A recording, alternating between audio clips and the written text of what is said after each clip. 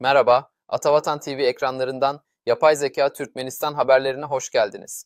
Hemen gündemin öne çıkan gelişmeleriyle başlıyoruz. Yapay zeka ile hazırlanan haber programımızın bu bölümünde sizlere şu başlıkları sunuyoruz.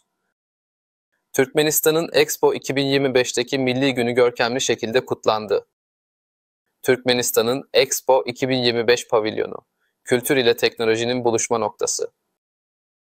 Türkmenistan Cumhurbaşkanı, Japon-Türkmen Parlament Dostluk Grubu Başkanı ile görüştü.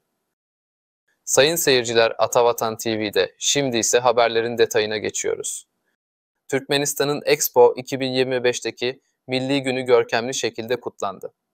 Türkmenistan Cumhurbaşkanı Serdar Berdimuhamedov, Japonya'nın Osaka kentindeki Expo 2025 sergisinde yaptığı konuşmada, barış, güven ve eşitliğin küresel işbirliğinin temeli olması gerektiğini belirtti.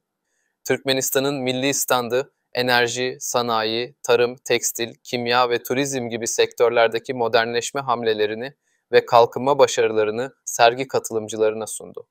Cumhurbaşkanı, ülkesinin uluslararası yatırım projelerine açık olduğunu ve özellikle enerji kaynaklarını dünya pazarına ulaştırmak için büyük projeler yürüttüğünü ifade etti.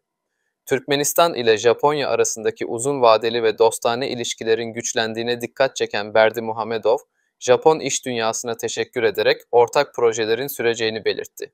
Expo'nun ilk günlerinde gerçekleşen bu kutlama, Türkmenistan'ın dışa açık ekonomik vizyonunu ve uluslararası arenadaki aktif rolünü bir kez daha ortaya koydu.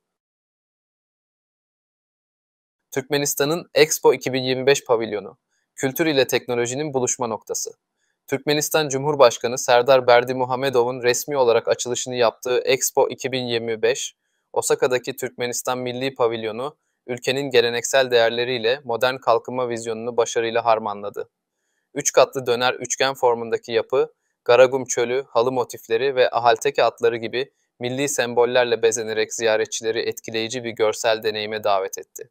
İlk katta yer alan dijital sunumlar, Türkmenistan'ın tarihi, doğal zenginlikleri, enerji projeleri, sağlık ve akıllı şehir çözümleri hakkında kapsamlı bilgi sundu.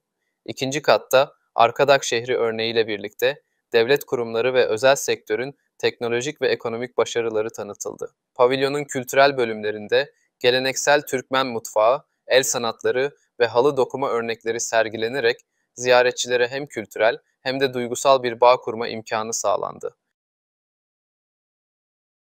Türkmenistan Cumhurbaşkanı, Japon-Türkmen Parlament Dostluk Grubu Başkanı ile görüştü. Türkmenistan Cumhurbaşkanı Serdar Berdimuhamedov, Japonya ziyareti kapsamında Japon-Türkmen Parlament Dostluk Grubu Başkanı Endo Toshiaki ile bir araya geldi. Endo Toshiaki, Cumhurbaşkanını Expo 2025'te Türkmenistan'ın milli gününü ilk kutlayan ülkelerden biri olmasından dolayı tebrik ederek ikili ilişkilerin gelişimine verdiği katkıdan ötürü teşekkür etti. Görüşmede taraflar, parlamentolar arası işbirliğinin iki ülke arasındaki çok yönlü ilişkilerin güçlenmesine önemli katkı sağladığını vurguladı. Cumhurbaşkanı Berdimuhamedov, Japon şirketlerinin Türkmenistan'daki verimli çalışmalarından memnuniyet duyduklarını ve bu işbirliğini sürdürmeye hazır olduklarını belirtti. Endo Toshiaki, iki ülke arasındaki dostane bağların daha da güçlenmesi için yürütülen çabalardan dolayı Türkmenistan liderlerine içten teşekkür etti. Yapay Zeka Türkmenistan haberlerinin sonuna geldik. Daha fazla haber için bizi takip etmeyi unutmayın. Hoşça kalın.